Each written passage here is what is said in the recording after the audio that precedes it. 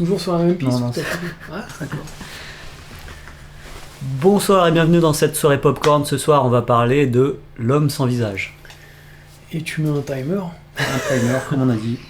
Pour pas que ça dure pendant des plombs. 10 minutes. C'est pas... Alors, pourquoi j'ai vu ce film déjà? C'est pas un film qui est très récent, je pense que ça date des années 90. Peut-être début des années 90, je sais pas. Toujours dans ta période de magnétoscope. Alors, j'étais en train de continuer ma série Nous d'enfer, et derrière certains épisodes, il y avait ce film que j'aimais bien à l'époque. Comme j'étais fatigué, j'ai eu la flemme de me lever et de changer de cassette, donc j'ai laissé filer le film et c'est pour ça que je l'ai regardé. C'est une raison comme une autre. C'est une raison. Après, j'aime bien ce film, donc je me suis dit, allez, c'est parti. Donc, L'homme sans visage. Alors récemment, en plus, j'avais écouté des podcasts sur Mel Gibson et tout ça. C'est avec en tant que réalisateur. Alors, c'est avec lui, c'est son premier film en tant que réalisateur. D'accord. C'est une sorte de drame qui suit. Ah oui, tu m'en avais parlé. J'en ai parlé légèrement, mais c'est un homme qui vit en reclus dans une petite ville. Toi, c'est un peu le monstre local, genre avec des rumeurs qui courent sur lui. Et de l'autre côté, il y a un jeune garçon qui a une dizaine d'années, peut-être un peu plus, qui a grandi, genre il est avec sa mère et ses demi-sœurs. Il n'a pas de père, enfin, genre c'est une femme qui a eu des enfants avec plein de maris différents mais qui sont jamais restés. Et du coup, ce garçon qui s'appelle Charles ou Chuck, il a vraiment un sentiment d'absence dans sa vie. Il n'a pas de père et tout ça, il n'a pas de figure d'autorité. Il est un peu dans son monde, il a du mal à... C'est un enfant un peu en rébellion, genre un peu violent, qui a des crises un peu... Et du coup, il va se trouver une sorte de mentor avec cet homme qui vit en reclus, qui a du coup été défiguré par un accident. Il y a plein de rumeurs qui courent sur lui, qu'est-ce qui s'est passé, tout ça. Et au début, alors le MacLeod, je crois qu'il s'appelle, MacLeod. MacLeod, c'est... Ouais, comme Highlander, ouais, c'est ça. Okay. Et du coup, il me semble que c'est le même nom. Et du coup, au début, lui, en gros, il est un peu coupé tout lien avec l'humanité. Il vit vraiment dans son truc. Il n'a pas spécialement envie de donner des cours.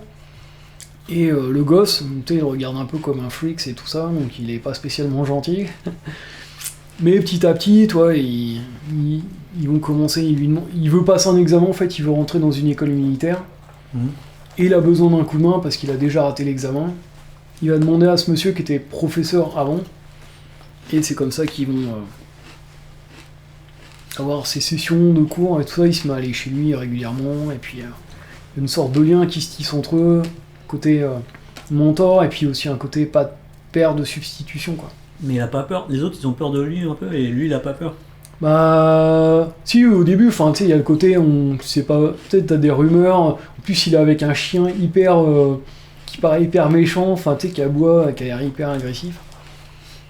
Donc ouais, au début, il le montre d'ailleurs comme genre le mec, à un moment donné, le garçon il est avec d'autres gosses. Ils se disent, ah tiens, on va aller sur la crique du mec là, qui est chelou et tout ça. Il oublie ses bouquins sur le rivage. Et il dit, ah les gars, emmenez-moi là-bas, tout ça, faut que j'aille chercher mes bouquins. Et ils disent, ah non, on y retourne pas, t'as qu'à te débrouiller. Donc il y retourne, puis il a des... Bon, il récupère ses bouquins qui sont un peu éparpillés partout. Il a toujours des... c'est pas vraiment un autisme, mais des fois il se met à rêver. Tu sais, il est dans son imagination, puis il est comme ça, tu sais, comme s'il était dans son monde et qu'il voit plus rien, et tout d'un coup il se réveille, genre des heures après, enfin... L'enfant. Et ouais, l'enfant, il a comme des absences, quoi. Tu sais, quand il est en train de penser au passé, à son père et tout ça.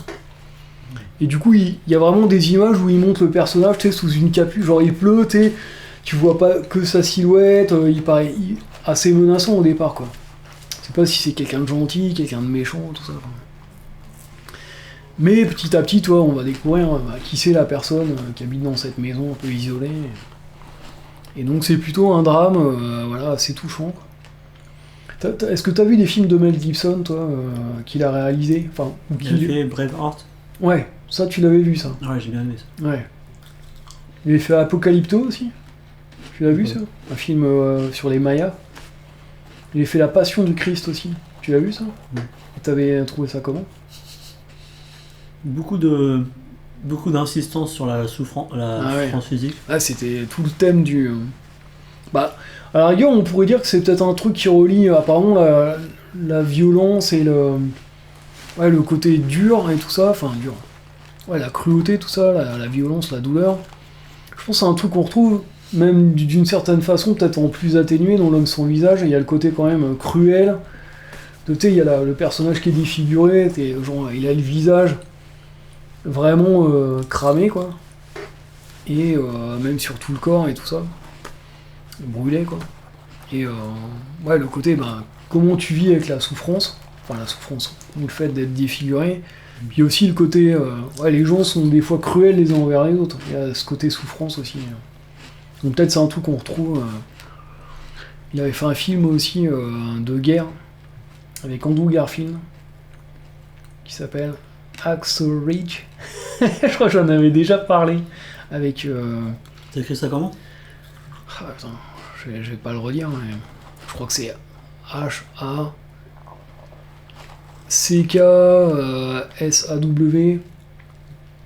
Ridge ou un truc comme ça. RIDGE. Je sais pas, un truc comme ça. Ouais, je me rappelle plus exactement.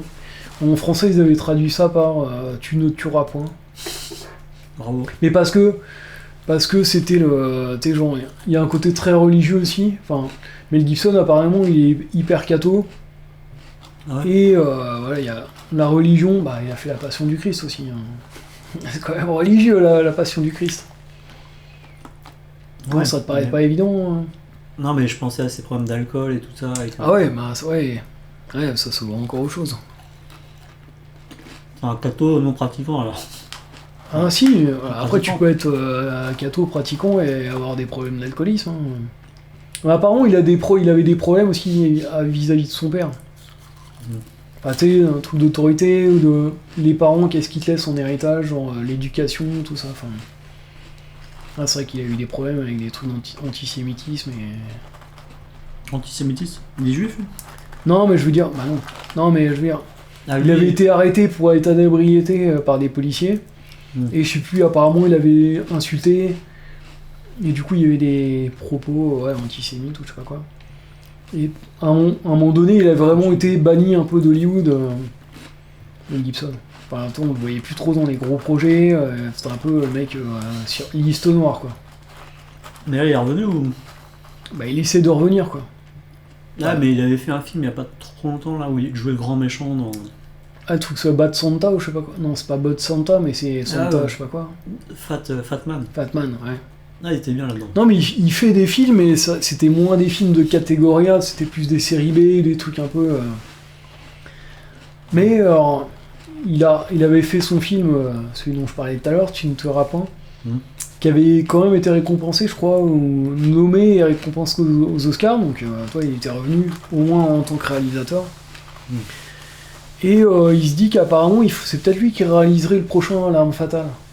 S'il faisait un retour... Avec lui dedans? Avec lui, et lui qui serait derrière la caméra pour le filmer. Donc voilà, il est pas complètement mort. Mais on verra ce que c'est. C'est les vieux acteurs en fait qui font ça. Pas comme Bruce Willis. Bruce Willis, il est... Ça y est, Bruce Willis, c'est fini ça. Non, mais il a un problème. Il a dit qu'il a arrêté sa carrière parce qu'il a un problème de santé, quoi. Enfin, de mémoire, il perd un peu la tête, quoi. Donc... Ouais, mais Mel Gibson, il tient encore un peu la route. En tant qu'acteur, je veux dire. Ça va, pour l'instant, ouais, il a l'air d'être encore physiquement opérationnel, et puis d'avoir encore de l'énergie. Après, je pense que c'est quand même difficile de monter les... Je suis sûr que lui aussi, il y a des tas de projets qu'il voulait monter et qu'il n'a pas réussi à faire, pour diverses raisons, quoi. Mais je pense que ça doit... Apparemment, en tant que réalisateur, c'est quand même quelqu'un d'assez intègre, enfin, tu sais, qui fait pas trop de compromis, donc voilà, peut-être que ça doit être difficile de monter ce qu'il veut monter.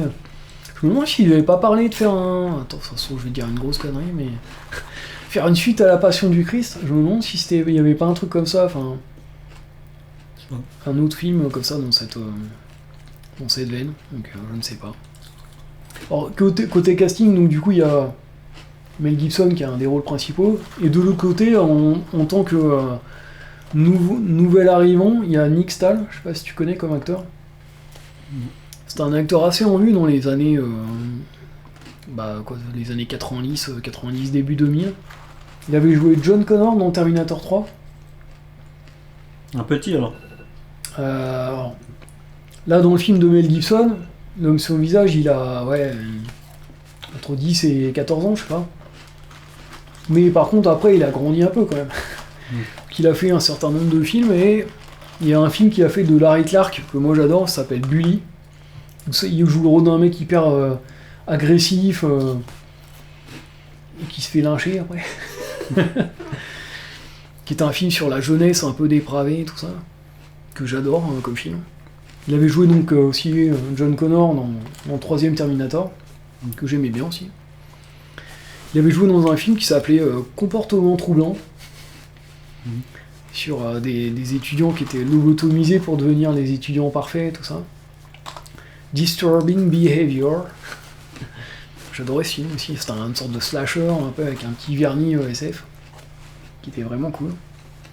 Donc un acteur qui était qu'on a un peu perdu de vue, mais qui avait fait des trucs, qui était à suivre, on va dire. Et sincèrement, pour son premier rôle, il est vraiment hyper convaincant, quoi. Donc je pense que c'est parce que Mel Gibson, c'est un bon directeur, réalisateur et acteur. Généralement, ça fait une bonne combinaison, et ils savent comment il faut amener les gens à bien jouer les rôles. Le réalisateur des Hommes d'honneur. C'est qui Rob Reiner, qui a été acteur aussi au départ.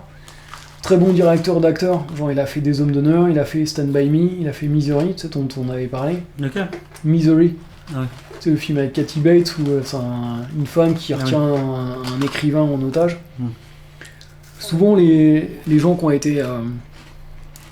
été acteurs ou qui sont acteurs, ils arrivent à mettre les acteurs en confiance et à leur faire vraiment donner le plein potentiel, quoi. Ouais. Jodie Foster aussi. Ah ouais, bah ouais. Et Jodie Foster, grande actrice. Donc voilà, sincèrement, L'homme sans visage, ça faisait très longtemps que je l'avais pas vu. Et du coup, la cassette s'est lancée, j'ai pas pu m'arrêter. Et il a pas vieilli trop, hein. Enfin, c'est le genre de film... c'est pas le film le plus radical, mais c'est un film intimiste, vraiment classique, mais vraiment dans le bon sens du terme, quoi. Genre bien fait, bien raconté, avec des bonnes performances d'acteurs, une bonne histoire, tout. Donc voilà, c'est un très joli film, quoi. Et donc ta note ? Ah, ça serait du 15-16, quoi. Ok. Un très bon film. En termes de drame, tout ça, je recommande vivement. Et puis voilà, si on veut découvrir un peu le début de la carrière si on s'intéresse à Mel Gibson, de voir par quel film il a démarré avant de faire Braveheart et tout ça. Il a pas refait de film dans ce style-là après, quoi. Un peu plus modeste, un peu plus... Donc c'est intéressant. Voilà. Okay. Merci à la prochaine à vous. alors. On se revoit la prochaine fois. Salut.